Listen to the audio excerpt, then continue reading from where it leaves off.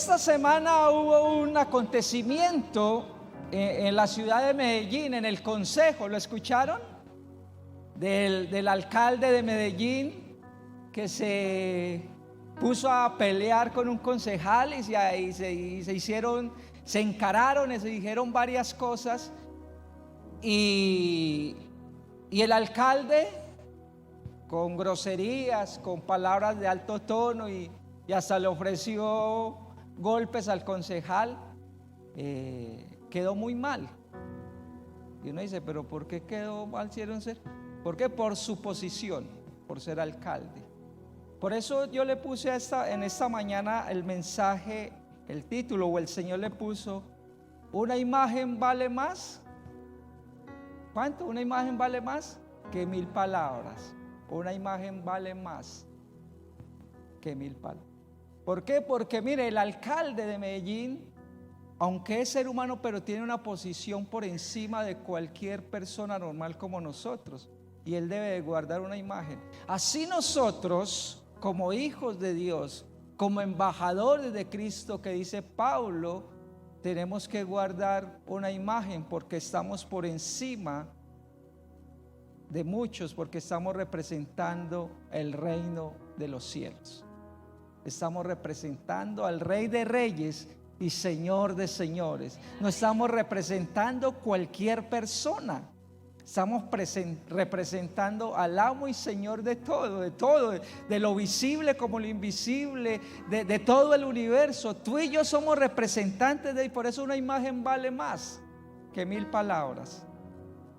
Y el apóstol, hoy vamos a abrir en la primera epístola a los Corintios. Y mira, Corinto en la época de la iglesia era una ciudad muy importante, era una ciudad comercial, una ciudad donde llegaban muchos visitantes, y por ser comercial, por ende llegaban muchos comerciantes y hacían muchos negocios. Y dicen que era una ciudad donde se manejaba mucho dinero. Y en Corinto también estaba el conocido templo de Afrodita. Y Afrodita era para los griegos romanos la diosa de la fertilidad. Y como todo en la época eran politeístas, pero ellos eran muy espirituales, entre comillas, o muy místicos. Ellos pensaban, como era la diosa de la cosecha, que teniendo relaciones sexuales iba a crecer más la cosecha de ese año. Y era como en Éfeso, que era con Diana, aquí era con Afrodita. También era conocida como Atenea, y había prostitutas en la puerta del templo, y llegaban los visitantes, y era muy normal para la ciudad, muy normal esto, porque estaban venerando o adorando, pidiéndole a esta diosa que hubiera. Entonces, en esta ciudad llega Pablo y establece la iglesia. Y la iglesia, mira, a mí me gusta cuando yo leo Corintios, porque la iglesia de Corintios tenía todos los dones y todos los ministerios. Uno ve cuando va leyendo, ahí se manifiestan todos los dones que Dios le da a la iglesia y todos los ministerios. Qué glorioso. Pero también Corintios tenía problemas de pecados inmorales. Es tanto que dice Pablo que había uno que se estaba acostando con la mujer de su papá. Había incesto, había aberraciones sexuales, había mentira, había envidias, habían habladurías. Si usted lee el capítulo 3, ellos decían: yo soy de Pablo, yo soy de Apolos, yo soy de Cristo. Había rivalidad. Entonces Dios, viendo este problema, le dice a Pablo, lo inspira para que escriba la carta. Y la primera carta es muy dura, porque el Espíritu Santo le dice a Pablo: habla así. ¿Por qué? Porque Dios, cuando tiene que ser duro con uno, es duro, lo confronta. ¿Por qué Dios hace eso? Porque Dios no quiere que nosotros nos condenemos. Dios no quiere que nosotros vayamos al infierno. Dios lo que quiere es que Él transformarnos y de llevarnos de gloria en gloria y de triunfo en triunfo, y que todos lleguemos a la imagen de Cristo Jesús.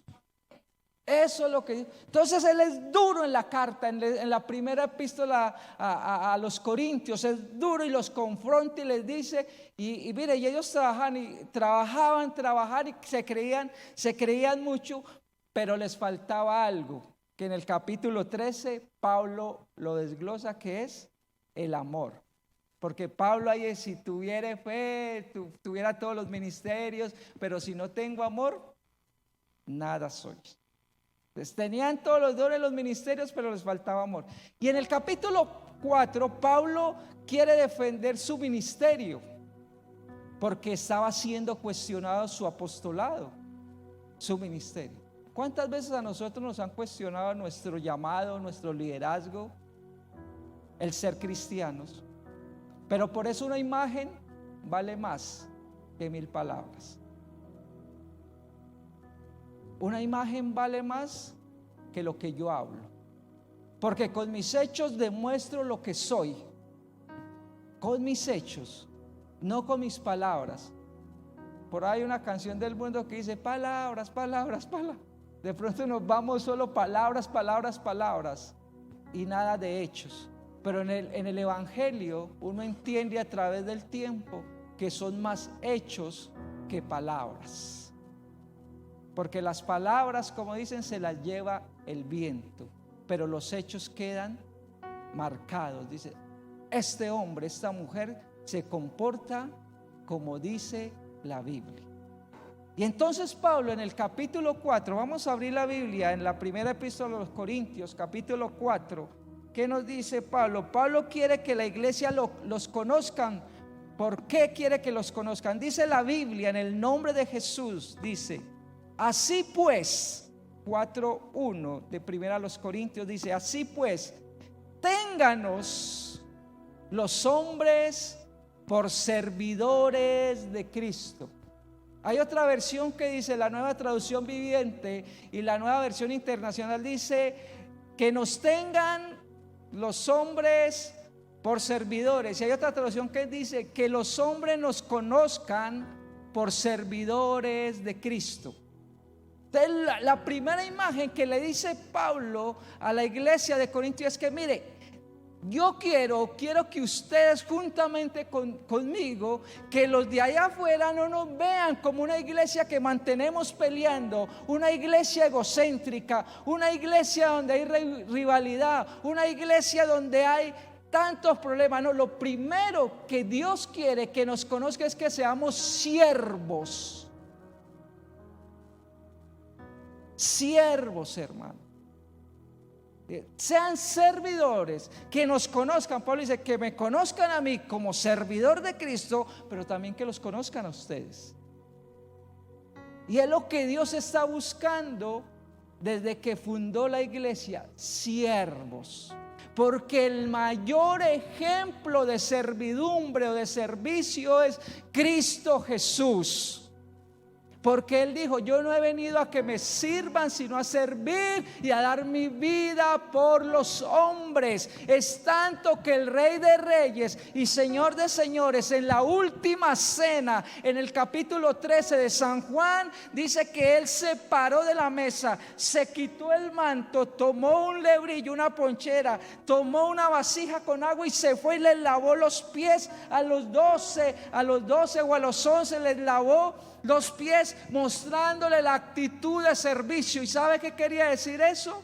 Que él no debía de hacerlo, que él antes, a él como maestro, debían de lavarle los pies los discípulos. Pero el maestro se bajó al nivel de los discípulos y dije: miren, este es el evangelio. Si el maestro, si el dueño de todo lava los pies de ustedes, ¿cuánto más ustedes deben de lavar los pies de los que vienen atrás de ustedes? Eso es servicio. Si nos lo enseñó Jesús, ¿por qué nos va a costar a nosotros servir? Servirle a los santos, servir a la sociedad, servir en el trabajo, hermanos. ¿Cómo nos ven los de allá afuera? ¿Como servidores de Cristo? Como que sí somos siervos. De acuerdo que representamos aquel que es dueño de todo. Si Él nos dio el ejemplo, y la palabra siervo viene del griego doulos, que eso significa un esclavo sin derechos. En la época cuando estaba la esclavitud, era como era como la silla, el esclavo. Era una persona, pero no tenía voz ni voto, era un mueble más. El amo hacía con él lo que quería. Vaya para acá, hágame esto y si hacía algo indigno el esclavo, era digno de muerte y el amo lo podía matar y no había ley para el esclavo. Pero hermano, aquí el apóstol nos dice que él era servidor de Cristo, que tenemos que ser servidores de Cristo y nosotros debemos ser esclavos del mejor amo que está en los cielos, porque Él, en vez de castigarnos, nos dio salvación. Él, en vez de ser condenador, nos fue rescatador. Él es el mejor amo. ¿Cómo es tan buen amo? Que dio su vida por usted y por mí. ¿Qué amo daba la vida por un esclavo? Nadie. Pero el Rey de Reyes sí dio por nosotros su vida, porque estábamos esclavos en nuestros pecados y delitos y nos hizo servidores de Él. Él mismo vino y se entregó y me dijo: ahora no van a ser esclavos del pecado, sino que me van a servir a mí. Por eso Pablo dice que nos conozcan como servidores de Cristo. Hermano, todo lo que hagamos en la iglesia tenemos que hacerlo para el Señor. Si nos tocó que barrer, gloria a Dios. Si nos tocó que trapear, gloria a Dios. Pero hermano, cuando yo pierdo esa visión de ser servidor, de ser siervo, y hago las cosas con mala gana, ¿será que le estoy sirviendo a Cristo?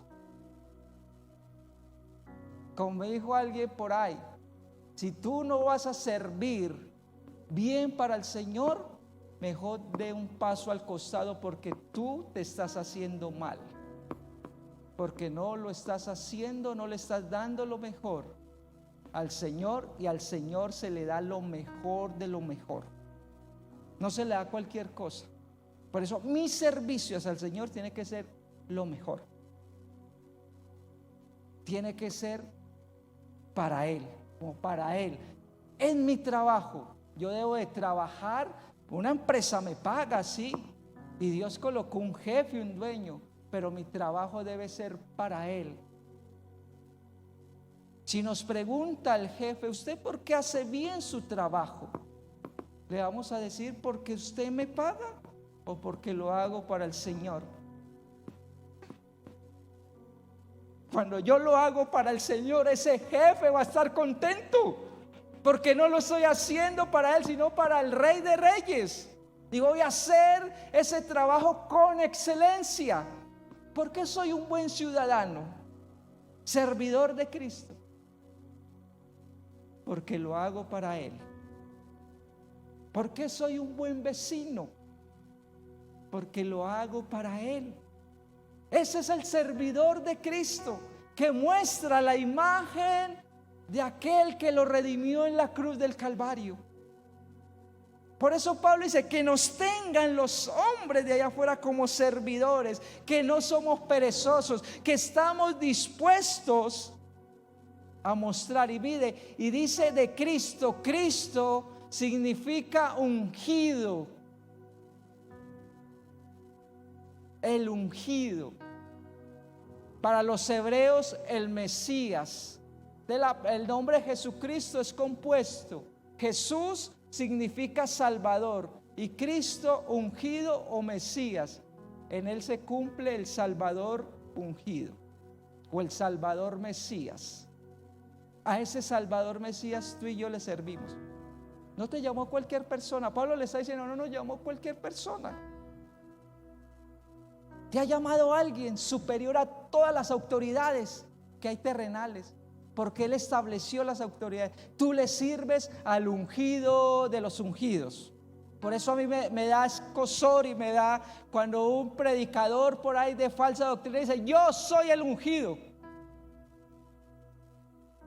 A mí me da escozor, porque verdaderamente el único ungido es Jesús de Nazaret.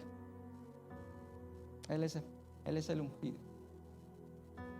A través de Él, cuando yo me meto a los méritos de Cristo, acepto a Jesús como mi Señor y Salvador, viene el Espíritu Santo y me unge a mí. Pero es a través de Jesús. No es que yo sea el ungido porque soy muy bueno, no. El Espíritu Santo, Dios por su misericordia nos dio de su Espíritu Santo.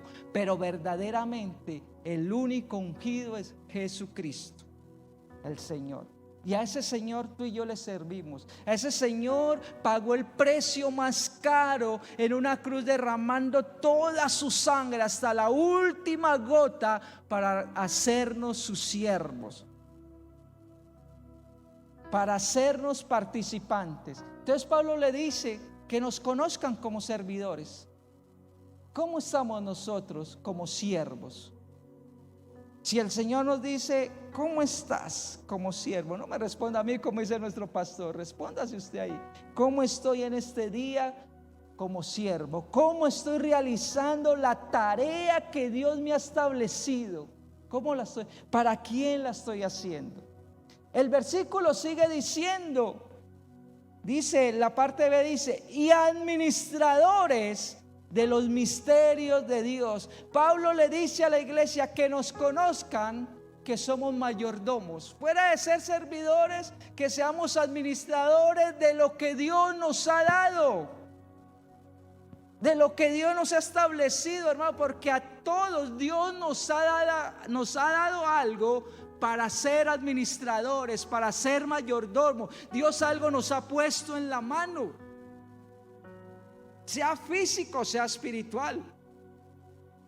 A todos Dios nos ha dado algo. Y mire, y hay algo que Dios a todos nos dio por igual. Sea niño, anciano, joven, sea de la China, de acá de Colombia, a todos nos dio algo Dios por igual: el tiempo. ¿O no?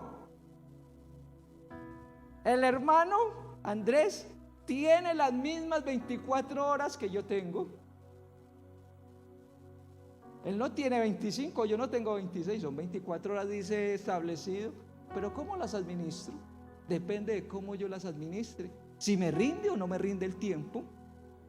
A todos nos dio por igual Dios lo mismo.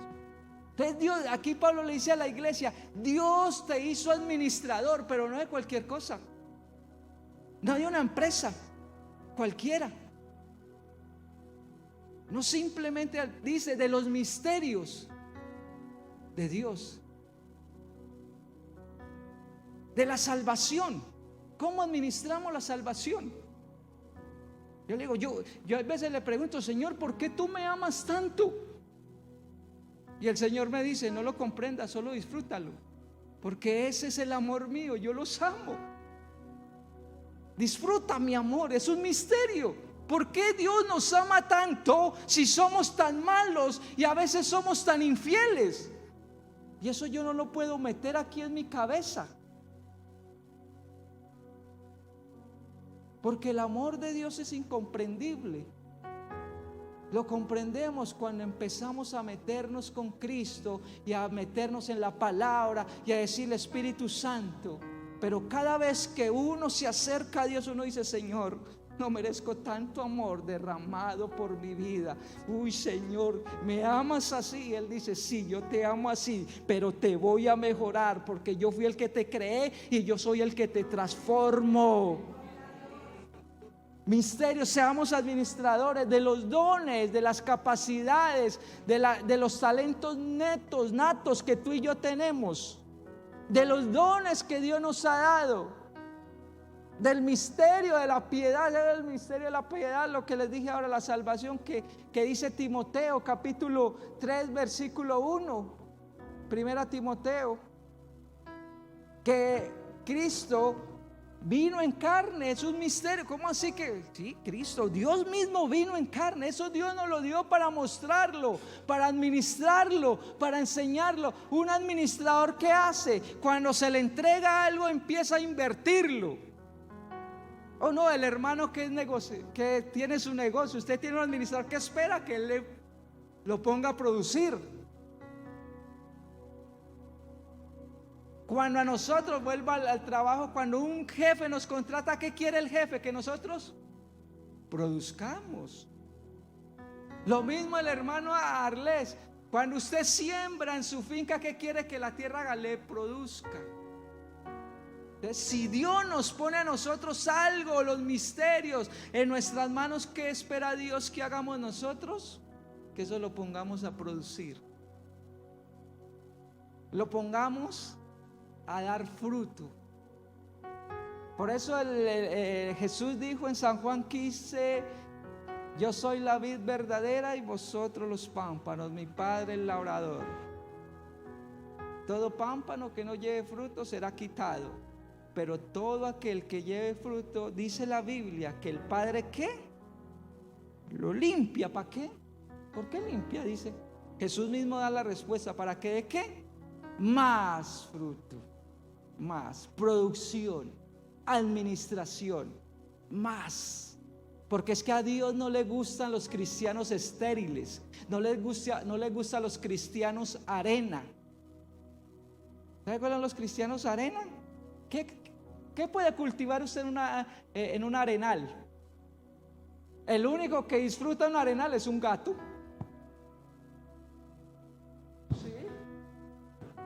Pero nosotros, hermanos, el hermano Arres que es, o los que son del campo, se puede cultivar en arena. ¿Eso qué produce? Nada. A Dios no le gustan los cristianos arena, porque ahí Dios no cultiva. Dios cultiva en tierra buena. ¿Qué clase de tierra somos nosotros? En tierra que lleva fruto al 30, al 70 y al 100 por uno. Administradores. Dios nos ha puesto a administrar su palabra. ¿Cómo la enseñamos? Algo que tiene nuestro ministerio es que aquí no se le guarda nada a nadie. Aquí se enseña como está escrita. Es que a mí no me gusta. Bueno, peleé con Dios. Vaya, peleé con Dios. Si no le gusta, pues Él fue el que le inspiró, Él es el dueño. Peleé. Administradores. Dios nos ha puesto a que seamos administradores de lo que Él nos ha enseñado, hermano. Desde el día que nosotros conocimos la palabra, ya dejamos de ser ignorantes. Disculpe la palabra, suena como muy fuerte. Dejamos de ser desconocedores de lo que Dios quería para nosotros y nos está entregando algo. Hermano, hay algo que se llama ahora MM33. Y ahí se cumple la mies es mucha y los obreros pocos. En MM33 deberíamos de estar todos involucrados. Pero ¿cómo así? ¿Yo qué puedo hacer? Claro, hermano, tiene mucho por dar, porque Dios te ha dado un don, un talento, una capacidad. Administradores. Entonces Pablo le dice que él quería que lo vieran como administrador y que la iglesia debería. Versículo 2 dice: ahora bien, se requiere de los mayordomos o de los administradores que cada uno sea hallado ¿qué? Fiel. Fieles. Que nos conozcan afuera porque somos fieles. Porque no andamos de tumbo en tumbo, que un día sí, un día no. Una de las personas que tenía mayor autoridad de fidelidad en el ministerio era el apóstol Pablo. Porque cuando uno lee y uno estudia la biografía del apóstol, bueno, por lo que pasó ese hombre, yo creo que yo ya me hubiera retirado del evangelio. Lo golpearon, lo apedrearon, lo metieron por allá en el calabozo al fondo donde caían el orín, los heces, todo eso al fondo, y él al fondo allá adoraba: Señor mi Dios, al contemplar los cielos con su compañero, con Silas. Si uno ve a ese hombre, dice que nos tengan por fieles. Y cuando está finalizando su ministerio, en la segunda epístola a Timoteo dice: he peleado la buena batalla, he guardado la fe. Mire la fidelidad del apóstol. ¿Por qué? Porque el apóstol comprendió que para mostrarle a los hombres de afuera hay que ser fiel, hermano. Y lastimosamente esa palabra ha sido desvirtuada en el mundo. En el mundo es muy fácil ser infiel, ¿o no? Usted, para que le dicen a uno le dice, a mí me han dicho, uno puede tener dos. ¿A qué tanta fidelidad una? En la variedad está el placer. Y yo, ¿cómo? Así yo no. Yo siempre, y le digo al Señor, guárdame, le digo, Señor, yo soy un hombre de una sola mujer y ayúdame. La mujer que tú me diste de esposa, hasta que tú quieras y la muerte nos separe. La fidelidad también debe mostrarse en el camino del Señor, en lo que Dios nos hace. Requiere que los administradores, que los servidores, que los mayordomos seamos fieles o sean fieles. Haya fidelidad. Pero para las cosas de Dios nosotros a veces somos tan infieles que lo primero, en el primer problema, ¿a quién queremos abandonar? Al Señor. Yo he escuchado estas expresiones: no, después de que yo llegué a la iglesia se aumentaron mis problemas. Yo estaba mejor cuando no estaba en la iglesia. ¿Lo han escuchado?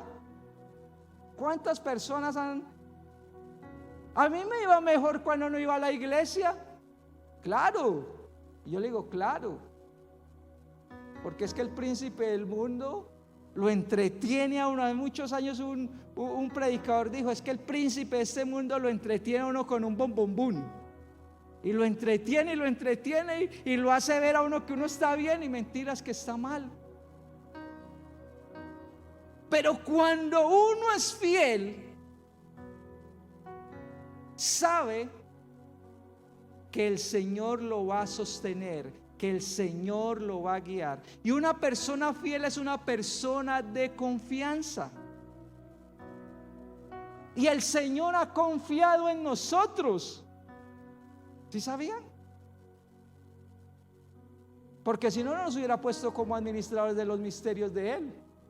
Si Dios no confiara en usted y en mí, Dios no nos hubiera puesto, mostrado el reino, no nos hubiera enviado a predicar. Porque Dios confía que tú y yo lo hagamos y que seamos fieles. La persona que tiene más fe en ti, que tú puedes desarrollar tu liderazgo, que tú puedes desarrollar tu ministerio, que tú puedes desarrollar tus dones, es Dios. Es Él. Él nunca te va a decir: tú no puedes, esfuérzate y sé valiente. Cuando Jeremías le dijo: Señor, yo soy un niño, el Señor le dijo: no, yo te he puesto para que edifiques. Te he puesto para que seas bendición, pero también para que yo te llamé. Cuando llamó a Moisés: no, es que no sé qué hablar, tranquilo, que ahí le pongo el vocero. Porque Dios sabe que nosotros podemos lograrlo. Tú puedes salir del problema porque Dios te dice: tú puedes hacerlo. Pero Dios está esperando fidelidad de cada uno de nosotros, que seamos fieles, que no digamos un día sí y un día no. Dice la Biblia en Santiago que el hombre de doble ánimo es inconstante en todos sus caminos. Decir, y a veces nosotros somos así ay, sí, Señor, hoy te sirvo, y mañana: no, estoy desanimado, no quiero. Y al otro: uy, sí, Señor, yo quiero. Y somos de doble ánimo. Entonces Dios no sabe si cuenta o no cuenta con nosotros. Pero cuando yo comprendo que ser fiel es una persona de confianza, que Dios me puede dar ese ministerio, ese liderazgo, no me voy a desanimar con facilidad. Voy a ser un buen administrador, y que cuando llega el desánimo voy a depender del Espíritu Santo. Hermano, algo que yo aprendí en el Evangelio es que cuando a mí se me viene ese espíritu de desánimo, yo conseguí la receta: ayunar y orar. ¿O no, pastor? Porque a todos nos ha venido el desánimo. Había un hombre una vez en su casa, y la mamá se levantó, iba para la iglesia, era cristiana, y se levantó y le dijo: hijo, es que usted no va a ir hoy a la iglesia. No, yo no voy a ir, yo estoy desanimado. Pero ¿cómo así que no vas a ir a la iglesia? Entonces aquel hombre le dijo: madre mía, dame 3 razones por qué yo debo de ir a la iglesia. Entonces la mamá le dijo: sí, hijo, te voy a dar 3 razones. Bien claritas te las voy. Primera razón: porque la Biblia dice que no debemos dejarnos de congregar, porque a Dios le gusta que estemos los hermanos juntos en armonía.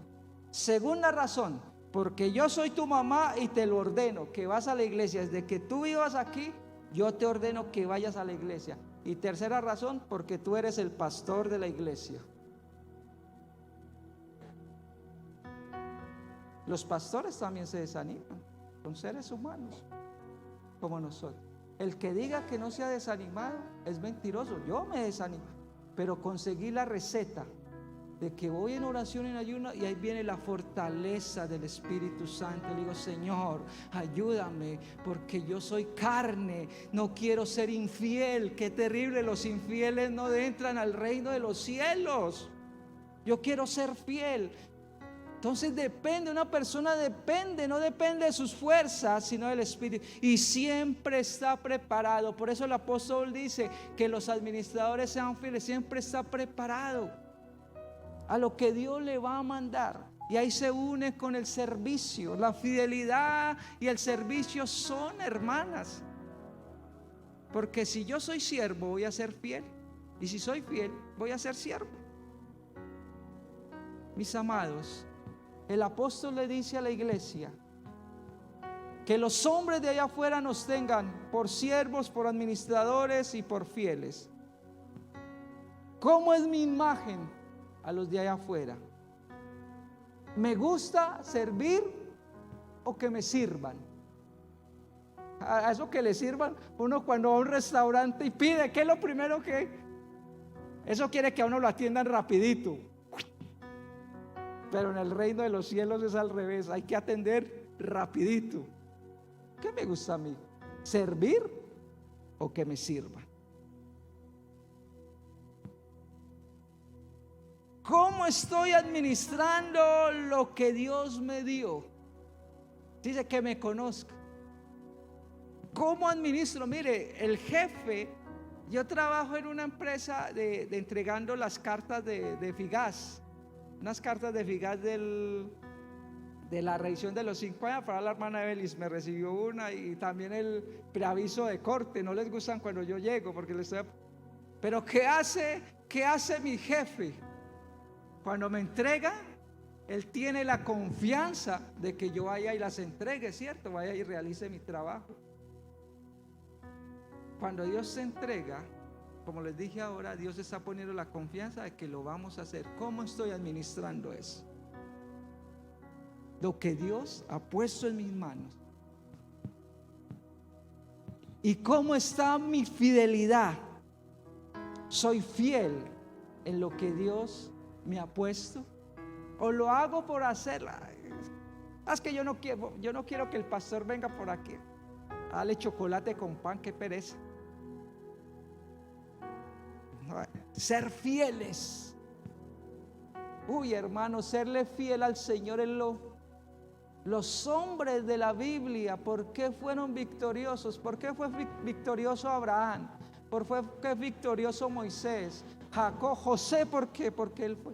Ayer el pastor nos hablaba del rol a los jóvenes. ¿Por qué salió? Y dice, salió en peloto José. ¿Pero por qué salió corriendo? Porque era fiel a Dios. Dijo, no, yo no le puedo hacer esto a Dios, y era fiel al amo. Mi fiel. Inclina tu rostro a Dios. Si quiere ponerse de pie, póngase de pie. Vamos a orar. Una imagen vale más. ¿Cómo mi imagen, mis amados? ¿Qué estoy reflejando